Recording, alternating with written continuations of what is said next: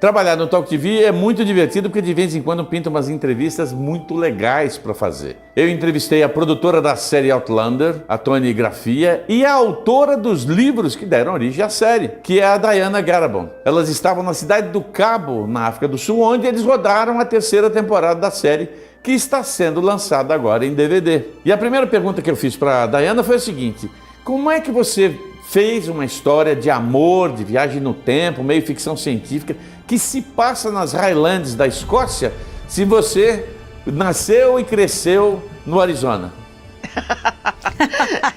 This is why they call it imagination. You don't have to work from your own experience. It was actually an accident. I wanted to write a book.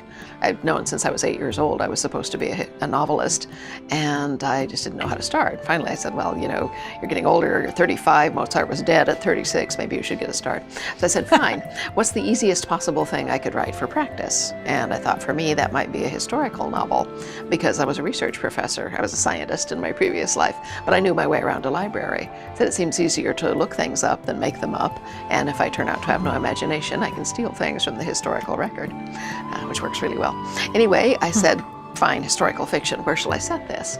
And I was looking for time and place, and happened to see a really old rerun of Doctor Who on public television. And I figure people either don't know Doctor Who or they can look it up. But anyway, the Doctor collects companions from different periods of Earth's history to travel through time with him. And in this particular episode, he had picked up a young Scotsman from 1745. So it was a young man who appeared in his kilt. And I said, well, that's kind of fetching. I found myself still thinking about this the next day in church. And I said, well, you know, you want to write a book. It doesn't really matter where you set it. The important thing is pick a point, get started. I said, fine, Scotland, 18th century. So that's where I began, knowing nothing about Scotland or the 18th century and having no plot, no outline, and no characters. Nothing but the rather vague but powerful images conjured up by the notion of a man in a kilt. Eu li o primeiro livro há algum tempo e sempre achei uma mistura muito interessante de aventura e romance. Mas você fez uma história de ficção científica com viagem no tempo. Era isso que você tinha planejado?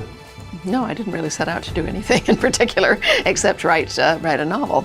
But I was not intending to show it to anyone either, let alone tell anyone I was writing it. This was just for practice, for me to learn what it took to write a novel. Consequently, it had no genre other than being historical fiction, so I could look things up. But beyond that, no one was going to see it. It didn't matter what I did. So I just used any literary device or element that I particularly liked, and I read everything and lots of it. Consequently, no one has ever been able to describe Outlander in 25 words or less. And the same goes for the rest of the books. Tony, como é que você vê essa adaptação literária para a TV? It's funny that you said it wasn't any genre, because it's kind of like all genres actually is what it ended up being. True. But I think I admire Diana's writing, because I think the best writing does just kind of flow and come from some mystical place, you know? I mean, not to say that there's not a lot of hard work and sweat, you know, over the keyboard. But I think, you know, the least you try and get out of your own way and just let it come from wherever it comes from and what it's meant to be, and let the characters take lives of their own, I think that's when the magic happens. And I think Diana's really good at letting the magic happen, and a lot of writers just try too hard. And so this is a good study in what to do, is to not pressure yourself to say, I'm just going to do it. And then listen to the voices from out there, and then it'll come through. Well, we should make one distinction. She's dead right, you know, about magic and letting things happen and so forth. But this does not mean that you're taking automatic dictation and you're just going tappity, tappity, tappity. No, tappity. No, the hard work comes in crafting things so that you can get what's in your head onto the page in a way that your reader will comprehend the way you felt when you wrote it. That's where the hard work comes in. Yeah, definitely. Existem os fãs dos livros e existem os fãs da série de televisão. Você acha que tem um cruzamento entre esses fãs? Yeah, well, my first beloved editor, who I had for 15 years, said to me early on, Outlander, she said, this has to be a word of mouth book because it's too weird to describe to anyone, which is dead right. But she said what it is the sort of book where you read it and you run out and find your best friend and grab them by the lapels and say, you have to read this so I can talk to you about it. And that's actually what happens. And so the way that the fandom grows is who is your best friend, because that's going to be the next person you share Outlander with. And whatever their preferences are, they're going to pass it on. So we get, I have had triple generations of women or men come up to me, and I remember having a trio, grandmother, mother, and daughter, in Chicago several years ago, and I was signing for the daughter, and the grandmother was chatting with me, and she said, I turned to my granddaughter the other day and said, I've just had the most terrible thought. We're both lusting after the same man. But it spreads from husband to wife and nephew to aunt and cousin to cousin, best friend to best friend. And there is no distinction as to, how it spreads or why it spreads. It's just, this is a great story. But what appeals to one person about it may not be the same thing that appeals to another person about it. But the only thing you can say is that there's something in there for everybody. Vocês duas são roteiristas. Eu queria entender como é que é o processo de criação dos episódios. Good question. I've actually done one script for this show, which was fascinating, a really interesting thing to do, but it's completely different from writing novels. And I don't think that most of the show's writers come from a fiction writing background. They mostly do come from screenwriting to start with.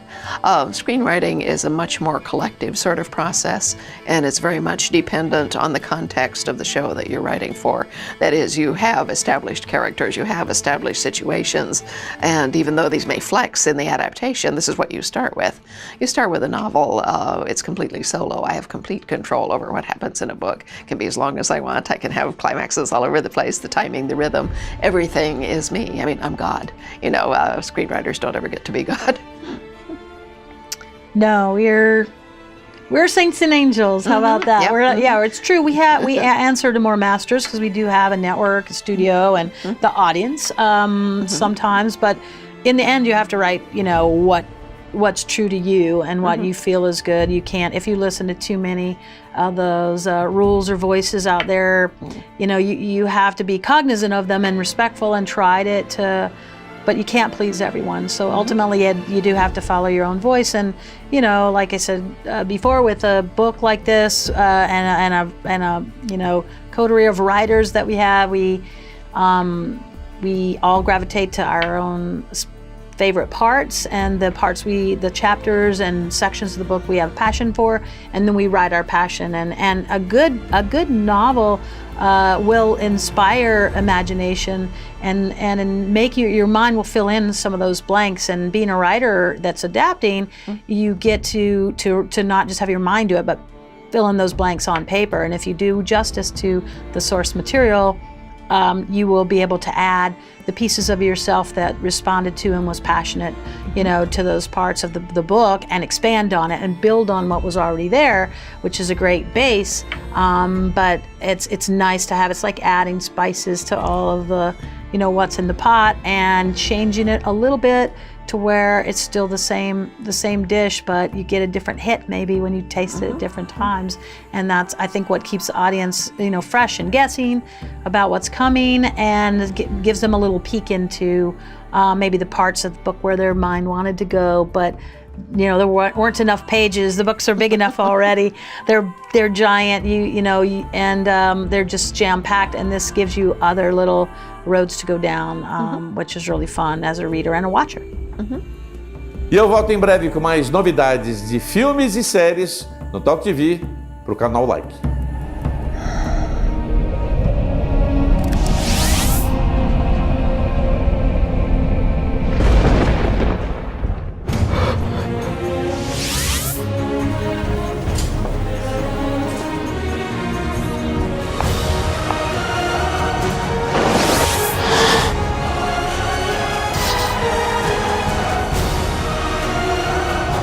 Outlander é só no Fox Premium. Assine já!